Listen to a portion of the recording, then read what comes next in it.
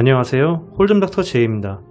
이번 시간에는 보드의 타이트한 플레이어를 상대할 때 상대의 성향을 무시한 플레이가 어떤 결과로 이어지는지에 대해서 알아보겠습니다. 1, 2 블라인드 게임이고요. 프리플랍에 컷오프에 있던 히어로가 에이스 킹 옵스딧으로 30개 베팅합니다.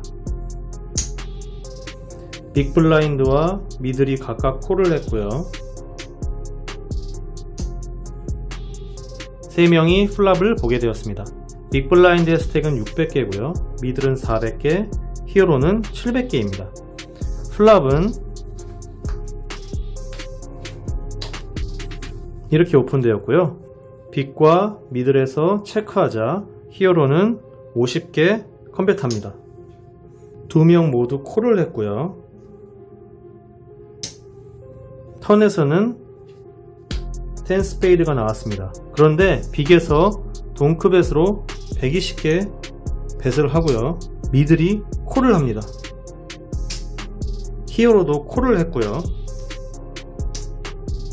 리버에서는 6 하트가 나왔고 빅에서 350개를 베팅하자 미들에서는 폴드를 냈고요. 히어로는 콜을 합니다. 그리고 빅에 있던 플레이어는 카드를 오픈하고 팟을 가져갔는데요. 이 핸드에 대해서 같이 보도록 하겠습니다. 먼저 플랍으로 가보겠습니다. 스택은 대충 나눴고 미들에 있던 플레이어는 일단 제외했습니다. 이 핸드 리뷰는 플레이어의 성향이 굉장히 많이 반영된 플레이를 기반으로 했기 때문에 성향을 먼저 확인해야 됩니다.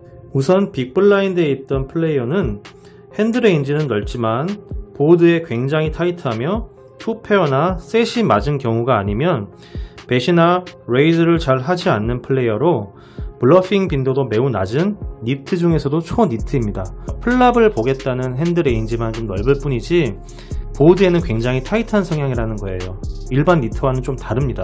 보통 이런 플레이를 하는 사람들은 플랍에 사연이 없으면 미련 없이 핸드를 폴드하는 경향이 있으며 강한 핸드를 잡았을 때에는 아주 정직하게 플레이를 하기 때문에 핸드 리딩이 비교적 쉬운 편입니다. 미들에 있던 플레이어는 배당콜을 좋아하며 드로우로 플레이를 즐겨하는 플레이어로 핸드 리딩이 쉽지 않은 매니악과라고 할 수 있습니다. 프리플랍의 히어로가 30개 베팅을 하고요. 빅블라인드와 이제 미들이 다 각각 콜을 했죠. 그리고 3명이 플랍을 보게 되었는데요. 팟은 90개며 플랍이 이렇게 오픈되었습니다.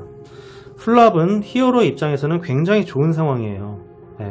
투톤 보드이기 때문에 상대가 플러시 드로우를 가지고 있으면 조금 위험하긴 하지만 그래도 그 정도의 리스크는 있어야 추가적인 밸류를 뽑을 수가 있습니다.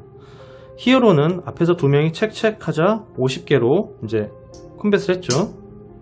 그리고 이런 뱃 사이징도 팟 90개에서 하프 사이즈가 약간 넘는 뱃으로 사이즈도 괜찮습니다. 여기에서 어떤 분들은 플랍이 조금 불편한데 좀 더 강한 뱃을 해야 하는 거 아니냐 라고 하실 수 있는데요. 그렇게 생각하셨다면 90개의 팟이기 때문에 최대 70개 정도까지만 뱃을 할 것을 권유드립니다. 사실 50개나 70개나 큰 차이는 없는데요.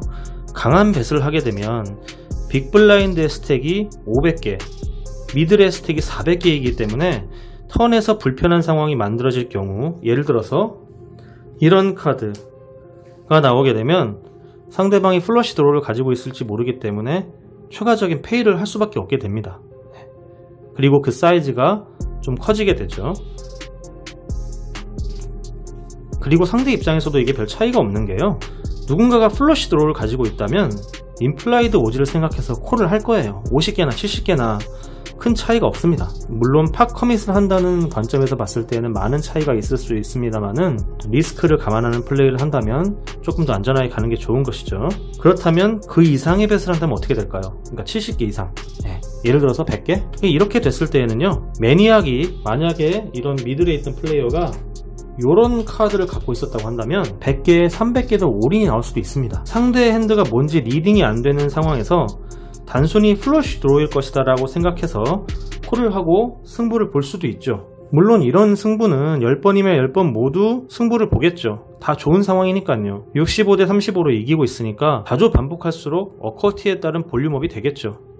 하지만 이런 승부에서 질 가능성도 있기 때문에 굳이 이렇게 팟을 키워서 매판 승부를 보기보다는 적당히 밸류를 살리고 턴에서 상대를 압박하는 플레이가 좀 더 효율적이라고 생각됩니다. 어쨌든 히어로는 50개를 뱉었고요. 2명 모두 콜을 했습니다.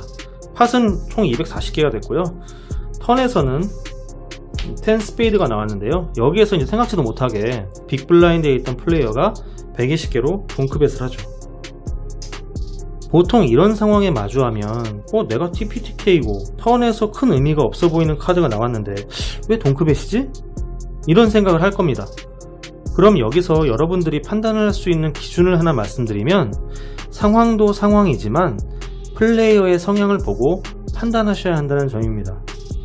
히어로는 빅블라인드에 있는 플레이어가 핸드레인지는 넓지만 보드에는 굉장히 타이트하고 블러핑 빈도가 매우 낮은 니트라는 것을 알고 있었을 겁니다. 하지만 자신의 핸드가 굉장히 강한 상태이기 때문에 얘가 왜 동크벳을 하는 거지? 라는 의구심이 들고 이런 액션을 받아들이기 힘든 상황이 된 것이죠. 더구나 미들에서도 콜을 했기 때문에 빅팟을 먹을 수 있다는 생각도 한몫했고요. 여기서 미들이 콜을 했기 때문에 빅의 핸드가 잘 맞았다면 미들은 플러시 드로우를 가지고 있을 가능성이 높고요. 혹은 둘 중 하나는 플러시 드로우를 갖고 있을 것이다 정도로 생각을 할 수 있습니다. 그런데 히어로가 이렇게 생각을 했든 내가 지금 비록 지고 있다고 하더라도 리버에 에이스나 킹이 뜬다면 역전할 수 있다 라는 생각을 했든 어떤 생각에서건 콜을 했는데요. 리버에서는 6 하트가 나오면서 보드에 크게 영향을 주지 못하는 카드가 나왔죠. 그리고 이제 이 3명이 다 배팅하고 콜하면서 팟이 총 600개가 됐어요. 그런데 빅블라인드에서는 리버까지 배팅을 하게 됩니다. 미들 여기서 이제 폴드를 했고요. 미들의 이런 액션은 플러시 드로우를 갖고 있었음을 보여주는 텔 중 하나예요. 만약 리버에 이 6 하트가 아니고요, 이런 6 다이아몬드가 나왔더라면 아마 빅에서 체크를 하고요, 미들이 남은 230개를 올인할 수 있는 그런 상황이 나오겠죠. 그런데 6 하트가 나왔으니 메이드에 실패하고 이지 폴드를 한 것으로 보여집니다. 그럼 여기서 빅블라인드의 핸드레인지를 살펴봐야 되는데요. 턴부터 여기서부터 빅블라인드가 강한 액션을 시작했습니다. 보시는 것처럼 이런 핸들을 가졌기 때문에 플랍에서는 당연히 콜을 한 것이고요. 그렇죠? 플랍에서 상대가 배팅했어요. 근데 맞고 플러시 드로우예요. 죽을 이유가 전혀 없죠. 턴에서 2페어가 되면서 플러시 드로우까지 생겼어요. 그렇기 때문에 동크벳을 한 것이죠. 강해졌으니까. 물론 체콜 혹은 체크레이즈를 할 수도 있습니다. 그런데 빅블라인드는 정직한 플레이어라고 했잖아요. 예외가 없는 것입니다. 보통은 방금 말씀드린 대로 체콜 혹은 체크레이즈와 같은 플레이의 변화를 주기 마련인데, 이 사람은 자기 핸드가 그냥 강하기 때문에 고지고대로 배팅을 하는 겁니다. 이렇게 동크벳을요. 그런데 만약 리버에 이런 6 하트가 아니고 이런 에이스나 혹은 이런 킹이나 그것도 아니라면 이런 퀸과 같은 높은 카드가 나왔다고 하면 아마 이런 플레이어도 프리플랍의 히어로가 오픈벳을 30개를 한 걸 알고 있기 때문에 리버에 이런 카드들이 이제 키커가 맞아가지고 내가 2페어로 역전이 됐을 수도 있겠다 라고 생각이 돼서 체크를 할 수도 있고요.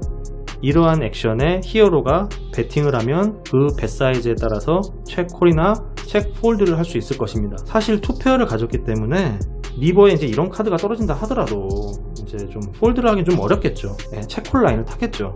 근데 어쨌든 자기한테 위협이 될 카드가 나왔다면 방어 기제를 갖춘다는 것이에요. 그리고 니트는 이런 카드가 나오지 않더라도 자신이 강한 핸드를 들었지만 결과가 만족스럽지 않다면 패시브한 양상을 띠기도 합니다. 히어로는 미들의 폴드에 플러시 드로우만을 생각하고 니트의 플레이는 의심이 되지만 자신의 핸드가 너무 강한 나머지 다양한 관점에서는 생각하지 못했다고 보여집니다.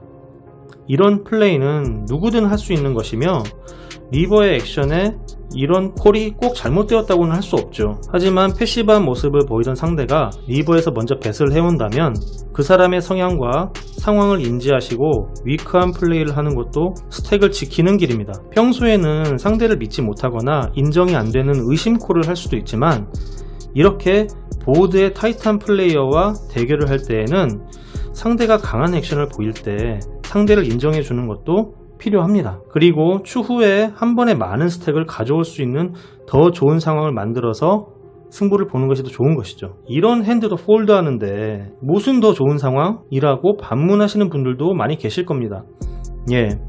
물론 좋은 핸드를 받는 것도 자주 오지 않으며 좋은 상황을 만드는 것은 그보다 더 어렵습니다. 하지만 노리밋 홀덤의 무서운 점은 한순간에 내 스택이 없어질 수도 있고 더블업을 할 수도 있다는 점입니다. 이것보다 더 위크한 플레이를 하시는 분들도 꽤 많이 계세요. 그런 분들은 그럼 홀덤하지 않아야 되겠네요. 액션에 대한 각자의 기준이 있겠지만 상대의 성향을 분석하고 상황 파악에 대한 결정이 나에게 빅팟을 가져다 줄 수도 있고 큰 손실을 입힐 수도 있습니다. 의심을 할 때 하더라도 상대를 봐가면서 하는 것이 좋습니다. 블러핑을 치더라도 상대를 봐가면서 쳐야 하듯이요. 이번 핸드 리뷰는 여기에서 마치겠습니다. 시청해주신 여러분 감사합니다.